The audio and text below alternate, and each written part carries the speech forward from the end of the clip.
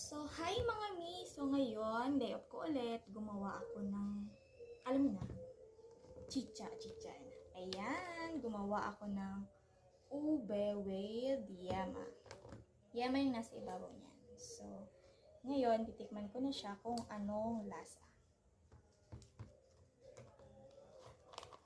Ayan, 1 serving lang.